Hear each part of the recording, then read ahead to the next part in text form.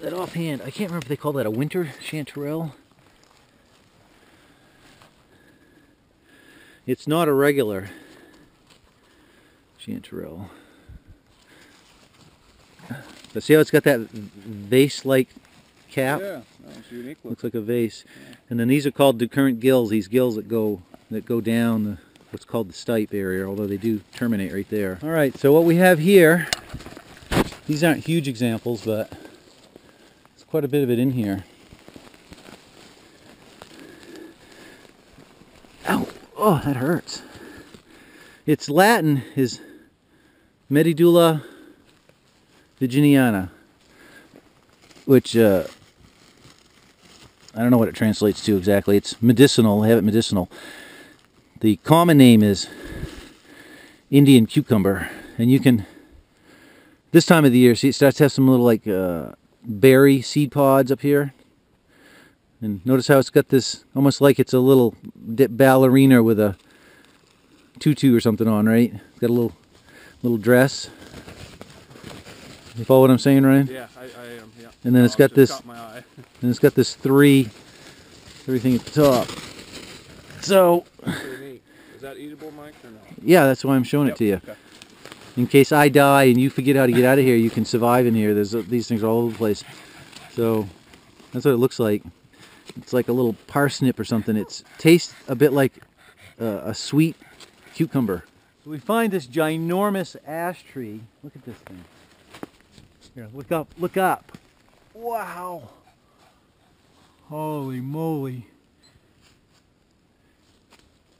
Just imagine if one of those decayed branches, just us being down here, disturbed it enough that it fell down, it would just squash us. Oh no, it wouldn't be good. No. Be instant death. And you can see the tree's compromised because I'm not going to rip that off because bats and stuff might go up in there for. Sure. But look at that giant. No, that's pretty huge. Sometimes these trees will be, you'll see a spot that'll be rubbed bare. Yeah. By the bears. Yeah, scratching and rubbing their back. They do the baloo, you know, bear necessities, and they'll scratch their shoulders on these things and rub them. We'll probably find one today. So this is what's known as a tree hang. And look, there's no, I mean there's this, but that still goes up a long ways. Looks like it'll be a lot older. And that looks to be an old yellow birch. That's a different kind of tree. That's big too. Did you find any tracks down there? No, there wasn't a real good spot for some. We'll find some eventually here. Awesome, awesome bright red mushroom. You like that mushroom, Flash? Oh, awesome, epic rock. That's an awesome rock. Oh yeah.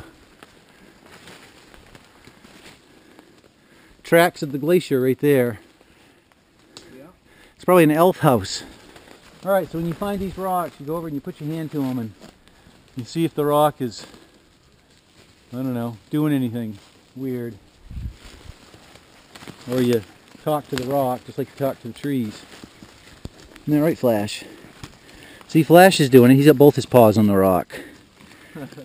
Good boy. He's a good boy.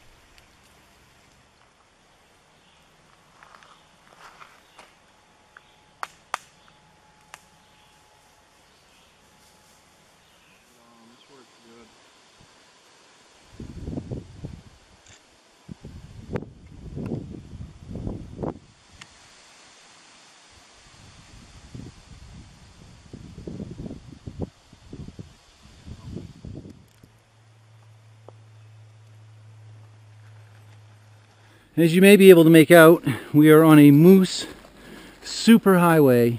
Puppies, heel. Heel. Flash, heel. Good puppy.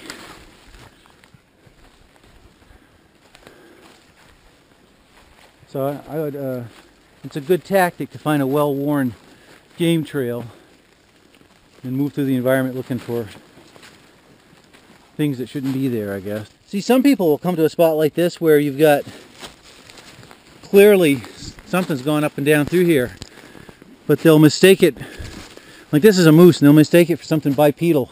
Yeah. Especially the more time goes by and the more worn it is, and Sure. oddly enough, it's even more of an issue with people that know Sasquatch is real. Like if you've seen a Sasquatch, suddenly every track they see is Oh, I know. a Bigfoot Especially when footprint. you're out looking for it. But I don't really care whether I see tracks or not. I know they're in here.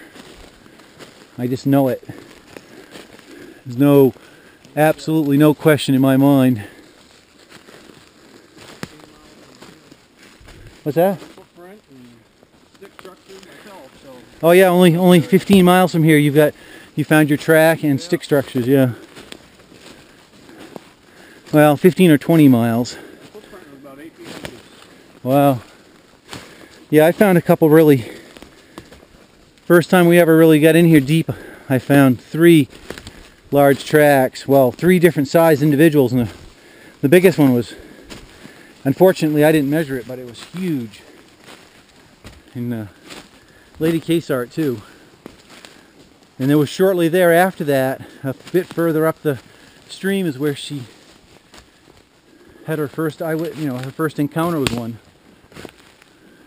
The one that was all black that ran into the tree and disappeared, didn't come out the other side of the tree.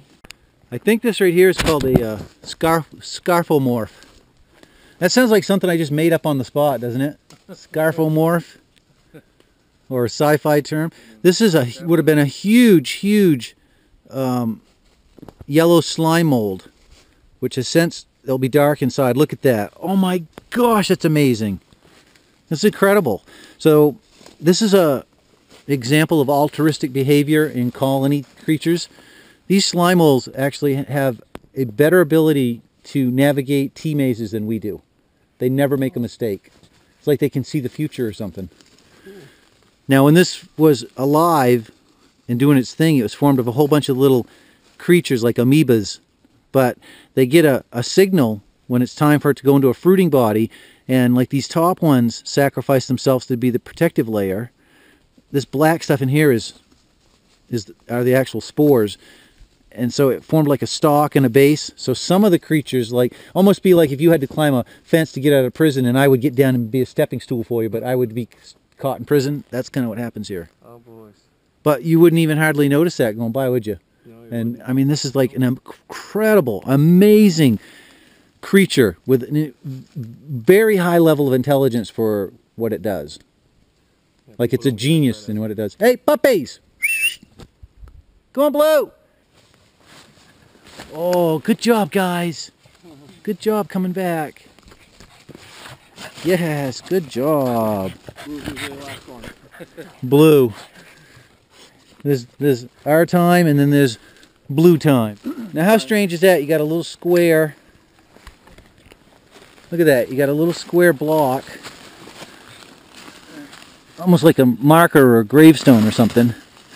Look at that. Yeah, that's pretty neat. That's like almost square. Yeah. What the hell is that doing way up here in the middle of no place?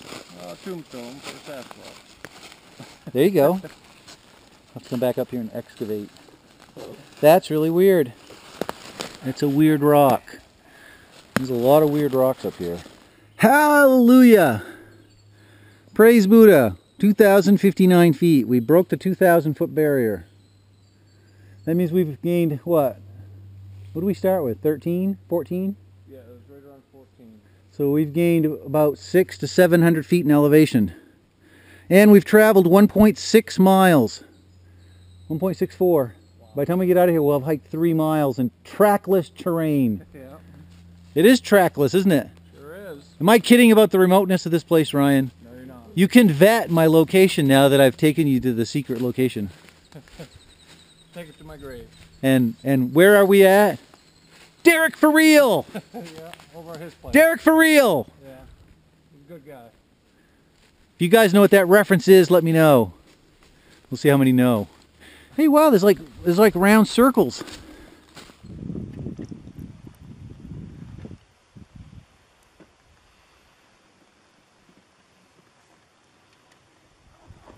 Would you say that it was unidentified? It did sparkled a little bit when it went through. It sparkled and disappeared. I don't know. Weird. I don't even know what to say it would be. I did warn you that there could be UFOs. Yeah, you did. So it's unidentified. Yeah. Was it flying? Try not to say that, but I don't know what it would be. Would you say it was an object? Started up to the left of the moon and went right to the bottom corner there and just disappeared. But it sparkled when it went through. It was like a streak of white.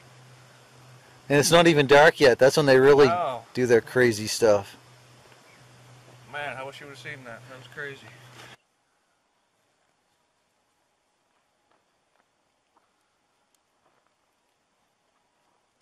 I can tell you right now, there's not much integrity to that tree. Looks like a tree, right? All it is just the thinnest shell of a tree. Wow. The whole base of this is completely hollow. Look at that. Wow. Wouldn't take just a sneeze for that to crumple and fall over. There's a lot of freaking weight up there. That's crazy. That's dangerous. Yeah, it is. Run away, run away. This is pretty fresh too, this break. Well, I guess that's not as fresh as I thought it was, but you see where something broke that. Well, this looks like something was sleeping here. Doesn't it? Doesn't that ground all look like it's been disturbed? Scuffed up? Yeah, Sure the heck does look. it looks compacted. Yeah, it is compacted. When you step on it, you can tell. That is really bizarre. Huh. There's like no leaves or anything here. They've all been scratched away. It's a Sasquatch bedding area. Most people say they put debris in there. I'm thinking they just squashed it all out and made this. Weird. Look at all the leaves. All the leaves are completely removed in this one spot. Wow. Kind of strange. Look at that. Sasquatch nest. Something. That is really strange. I can't imagine what animal would do that. Clean all the leaves out. Yeah. Or what would be the point. Look, the dogs are interested in sniffing in there. There must be a good smell. I don't see any hair to speak of. Just vegetation. Did you see the hollow tree that smells funny? Weird. Why'd they hollow up This like is that? where the Sasquatch stash their young juveniles. See, because they can stick them right down in there. They're elevated, they're protected. That explains the smell. You laugh. You don't know how serious I am. It's like when they say the Sasquatch are in the mountains, I think they physically mean in the mountains. Does it have an odor to it? Yeah, it does. Looks like something's put in there. Yeah, no, something's definitely using it as a temporary lair. Looks like they put stuff in there. For That's where they bury their treasure, apparently. Which, from the smell of it, must be yak shit. Yak dung. Alright. Moose bones. That right there is a vertebrae. A couple vertebrae off the moose. You should snap them up for souvenirs. That's awesome, man. I'll take a picture of it before you move them. Alright, that's kind of, get out of there. Get. Yeah, there should be the rest of that moose should be right here somewhere. We'll have to do a search. We'll pan All out. you gonna do? Get it on film. Is that a plane? I don't hear it. I don't either. All right, peeps, it's 9:30 and we're now at UFO number 2. Isn't that right, Ryan? Yeah, there's 2 things we've seen, for sure. The second one we both saw, it was a thing that it started off by this bright strobe that was super bright. You probably didn't see that part, did you, when it first did it? No. And then it kind of went into this blinky light, and then it just went out. Yeah, some sparkles, like sparklers and a flash of light. And then it came back on again, and it went out again, and then it appeared a bit further over here, like a streak in the sky. Was there sparkles with that? There was the first time. When me and you seen it the second time, there was no sparkles. Yeah, I didn't see the first one. Yeah, the first one Ryan saw had sparkles. Everything was over here. Yeah, and everything was in this section, and it definitely was not a meteorite. It was very, very bizarre. Right after the didgeridoo playing. What's that? Wasn't it? It was right after the didgeridoo playing. Yeah. Or the second one was. Yeah, no, it definitely was. Wasn't very long after. UFOs apparently like didgeridoo playing, even bad didgeridoo playing. All right, peeps. Saturday morning. Looks like it's going to be a beautiful day for us. And we were visited last night by at least 3 UFOs. 3, wasn't it, Ryan? Yeah. Amazing. Things seem to be all in that area over there. Yeah, and they were consistent too. He first saw the one that was kind of had sparklies on it, and then the second one I saw would the streak, the sparkly streak, which wasn't as sparkly the second time, tends to be well, before they do that, they were flashing on and off, like there was definitely a vessel up there of some sort. So I'm wondering if maybe the thing was getting prepared for faster than light travel or something, and that streak was, because it would seem like it faded out, then it reappeared, then it disappeared again, and then it reappeared in a different spot. When it reappeared, it just went phew. Yep. And we saw at least 3 of them. It disappeared before it hit the woods, so it definitely wasn't a meteor. No. Meteor. No, but what I'm saying was it disappeared before it did that accelerated streak. Yeah. I'm thinking that streak is it going somewheres, something. But that was really bizarre to see 3 of them that were very consistent in appearance. Did it even turn dark yet? Yeah, the first one you saw, right? It was just twilight. Yeah.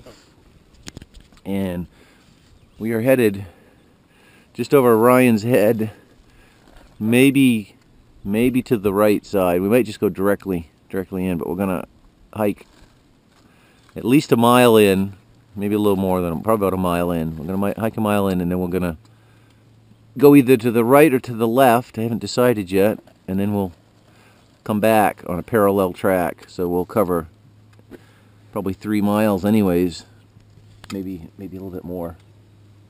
And specifically, we're looking right type of tree structures. Because I'm always looking for dead animals. Only heard what once? What'd you hear? It's a great big snap. So I didn't hear it. Snap. Which is why I got somebody along that Loud. could It hear. caught my attention. You were talking to when I heard it. Up there somewhere. Could have been something walking, but. Well, Bigfoot walks. I don't think they break sticks when they walk. I think when they break sticks, they're purposely breaking them to make a point. Either like I'm here, or I'm big ass, I'm over here, don't come over here, or I'm over here, come over here. I don't know which one it is. Could be snapping a big stick right then, you know. That's the thing, I have no idea what they're saying. I don't know whether they're saying we will kill you if you enter here, or please come over here and eat our cookies. Could be either or. I just don't know. I'm hoping it's we have cookies, you know, along that line, right? Not necessarily cookies, but.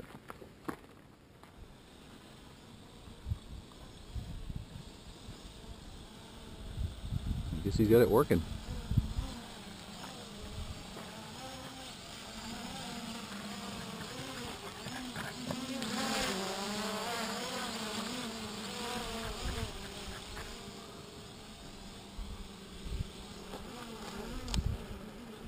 Another marker tree. Boy, it took a lot to bend that thing, because that was large when it was bent.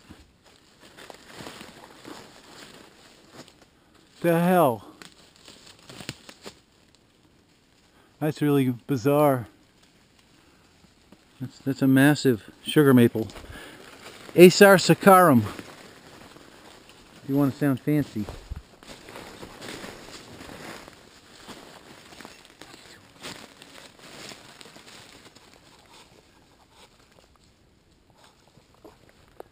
He says, "Is that a treat? Can I eat that?" Yeah.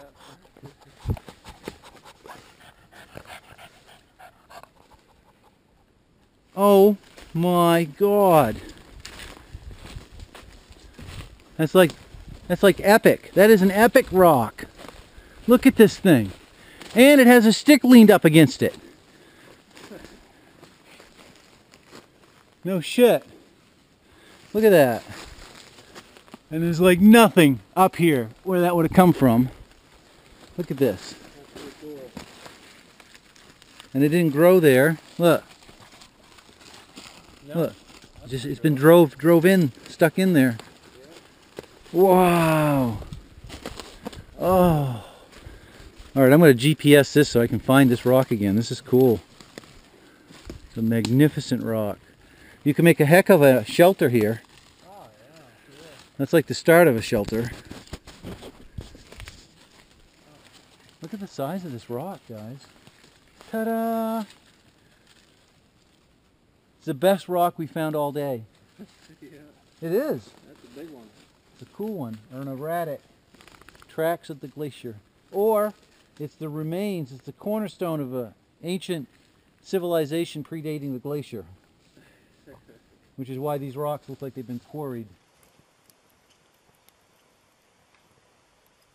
What are the dogs doing? I don't know what. I can't get him on camera. I can't see him. Yeah, he's been staring that way for like. Both of them or just one of them? Just one. Flash, Staring isn't that he? way for like 20, 30 seconds. All right, so you saw the streak in the sky again? Yeah, it was right above the tree line, then disappeared before it hit the tree. Those are not meteors. They're nothing like what meteors look like. Well, the meteor would keep going to the forest Right. when it hit. Right. Alright,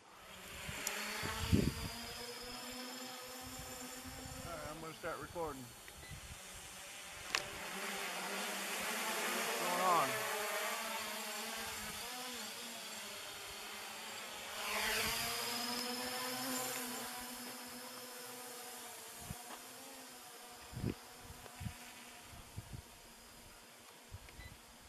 Wow. Holy crap.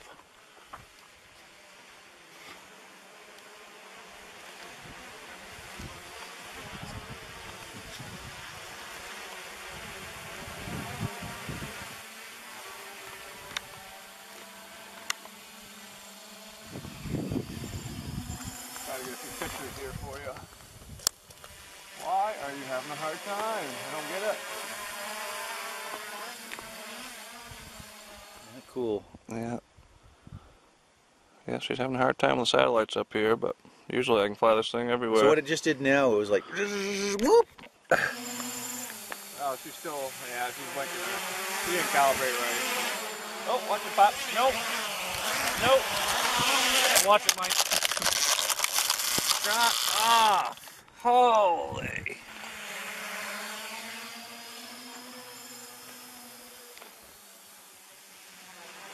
No, she won't do it. Wow. Unbelievable.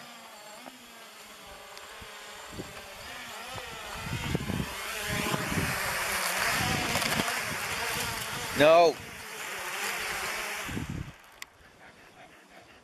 You good puppy. You good pup. He's a puppy. He's a good boy. We've just gone in the forest. Right off the bat, we find a couple Amanita muscara. What confuses some people about these is the rain probably washed all their spots off. But that's what that is. Actually, that's not a muscara. That's a Amanita florens. They have this yellow tinge at their stipe. So you can see this is more of a subtle sign. There's no actual track here. But it was something soft-footed, Yeah. obviously, that came in here. And What do you think of right there, Mike? Is that, I haven't got there yet. I'm kind of. That's a hoof print, isn't it? yeah, that's not the dog. I'd say. But you can see that one through here wasn't a hoof, so it had to be something else. Completely pushed this little plant over.